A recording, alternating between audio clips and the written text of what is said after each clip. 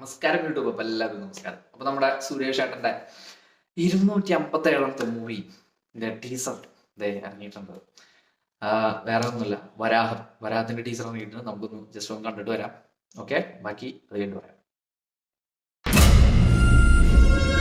ജല്ലിക്കെട്ട് കണ്ടിട്ടുണ്ടോ?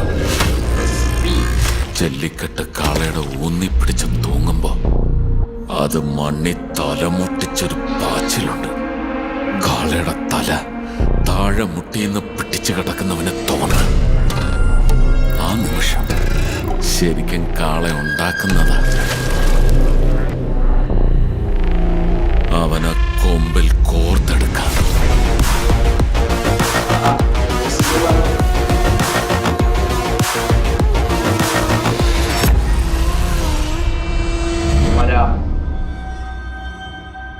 Sanal B Dev. First of all happy birthday Suresh ഏട്ടാ. അതെ, ഞാൻ ആദ്യമേ തന്നെ പറയാം, എനിക്ക് ടീസർ കണ്ടു കഴിഞ്ഞാൽ ഭയങ്കര ഓത്തന്റിക് ആയിട്ടൊന്നും വർത്താൻ പറയാൻ അറിയില്ല.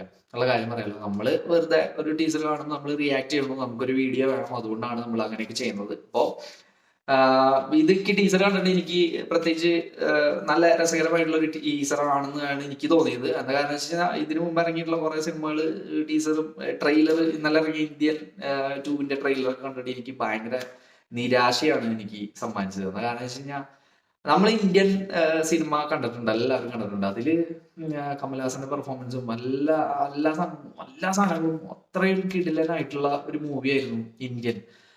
അതിനെ എന്തുകൊണ്ടും കവച്ചു വെക്കാൻ പറ്റിയിട്ടുള്ള ഒരു മൂവി ആവണം ശരിക്കും പറയുകയാണെന്നെങ്കിൽ ഇന്ത്യൻ 2 എന്ന് പറയുന്ന മൂവി. പക്ഷെ ഇതിന്റെ ട്രെയിലർ കണ്ടിട്ട് എനിക്ക് പ്രത്യേകിച്ച് യാതൊരു ഫീലും ഉണ്ടായില്ല, ഒരു തൃപ്തികരമായിട്ട് എനിക്കൊന്നും തോന്നിയില്ല. പക്ഷെ ഈ ഒരു ടീസർ ഗംഭീരമായിട്ടുണ്ട്. അതിന്റെ ബാക്ക്ഗ്രൗണ്ട് സ്കോറൊക്കെ എന്താ രസം, ആ ബീറ്റ് വരുന്ന ഒരു സംഗതി കാര്യങ്ങളൊക്കെ ഗംഭീരമായിട്ടുണ്ട്. പിന്നെ സുരേഷന്റെ എടുത്തു പറയേണ്ടത് അഭിനയം തന്നെയായിരിക്കും. അതിൽ ആ കണ്ണ്, ആ പ്രതികാരദാഹത്തിന്റെ ഒരു സിമ്പലും കാര്യങ്ങളൊക്കെ ശരിക്കും കാണിച്ചു തരുന്നുണ്ട്. ആ ഒരു കെട്ടിപ്പിടിക്കുന്ന രംഗത്തില് ഇങ്ങനെ നോക്കുന്ന ആ കണ്ണുകളിൽ നമുക്ക് പല കാര്യങ്ങളും എടുത്ത് എന്തോ ഒളിച്ചു വെച്ചിട്ട് വെച്ച പോലെ എനിക്ക് ഫീൽ ചെയ്തത്. പിന്നെ ആ പഞ്ച് ഡയലോഗും, ആ കാളയുടെ ഒരു സംഭവം, ആ പഞ്ച് ഡയലോഗും അതൊക്കെ ഗംഭീരമായിട്ടുണ്ട്. എനിക്ക് ഒരുപാട് ഇഷ്ടപ്പെട്ടു. അപ്പൊ എന്തായാലും പടം ഇറങ്ങിയതിനു ശേഷമാണ് ബാക്കിയുള്ള കാര്യങ്ങൾ എന്തായാലും പറയാൻ പറ്റുള്ളൂ. നിങ്ങൾക്ക് വീഡിയോ ഇഷ്ടപ്പെട്ടു കഴിഞ്ഞാൽ ലൈക്ക് ചെയ്യുക, ഷെയർ ചെയ്യുക, സബ്സ്ക്രൈബ് ചെയ്യുന്ന കാര്യം ഒന്ന് പരിഗണനയിൽ വെച്ചേക്കുക.